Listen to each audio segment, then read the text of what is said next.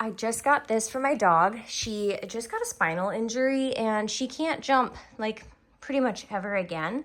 So I'm gonna have to retrain her how to use this. I love how firm this is. It is super firm and sturdy.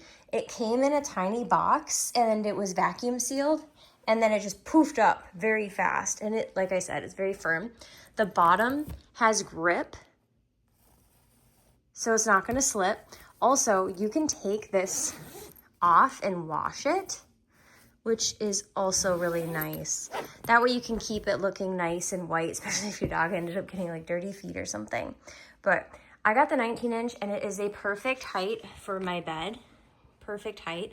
I have a bed with a little ledge, so it's not tucked up right against there, but it'll still be good because she can just pop over.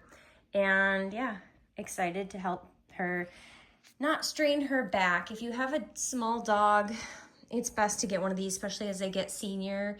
And I'm really loving the quality of this. It's nice and soft, but it's also a beautiful looking one.